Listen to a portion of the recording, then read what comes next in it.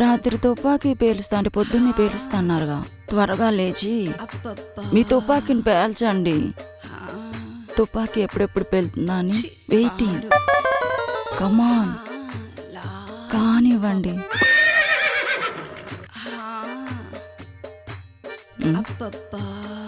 ఏమండి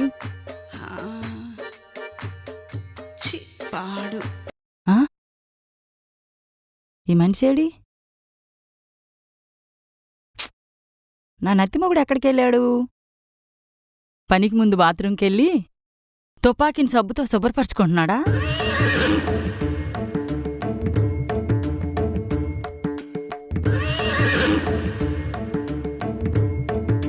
గడి పెట్టుంది. బాత్రూంలో లేడు, ఎట్టెళ్ళాడు? ఏమండి, ఈ రూమ్లో కూడా లేడు. ఏమండి ఏమండి, ఇక్కడ కూడా లేడు. బయట ఏమన్నా ఉన్నాడా?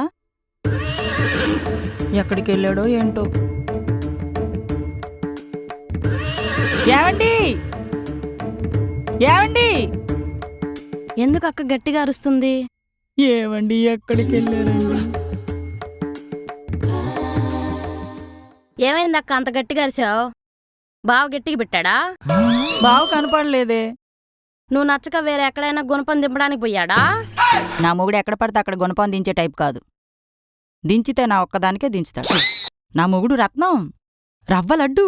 రవ్వలడ్డుని బాగా చప్పరిచ్చుంటావు. అంతా అయిపోయి పారిపోయి ఉంటాడు.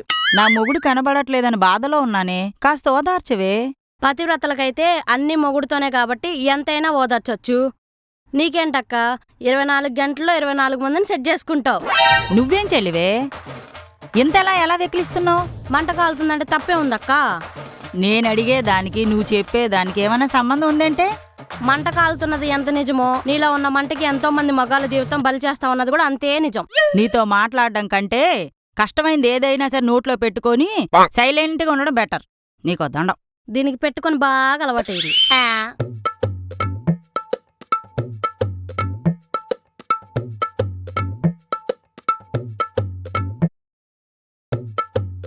ఏంటిది? ఏదో లెటర్లా ఉందే. కొంపదీసి నత్తోడు రాశాడా ఏంటి?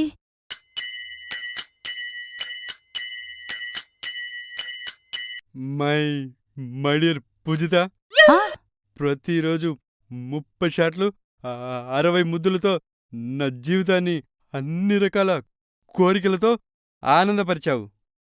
నీతో ఉన్న రోజులు నిన్ను మనిషినా గాడిదనా అనే విషయం కూడా మర్చిపోయి నువ్వు ఎప్పుడు అంటే అప్పుడు ఎంతసేపు అంటే అంతసేపు నా కండలని కరిగించి ఏ మొగుడు బద్దలు కొట్టిన రికార్డులు బద్దలు కొట్టాను. నాలో రసం పూర్తిగా పోయింది. ఇంకా రికార్డులు బదులు కొడితే నీరసం వచ్చి పోయేలా ఉన్నాను. మళ్ళీ నాలో రసం రాగానే ఎక్కడున్నా హ్యాపీగా ఎగురుకుంటూ వస్తాను. అప్పటిదాకా సెలవు, బాయ్. అయ్యో, ఎంత పని చేశారండి.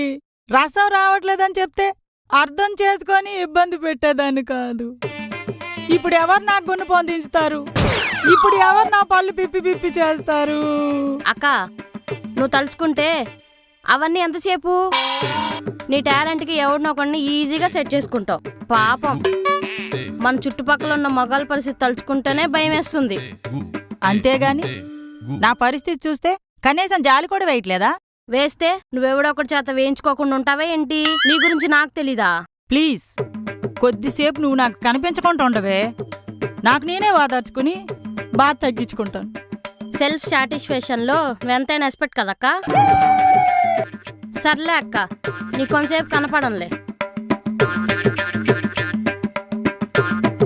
నత్తోడా, ఎంత పని చేసావురా. అయ్యో అయ్యో.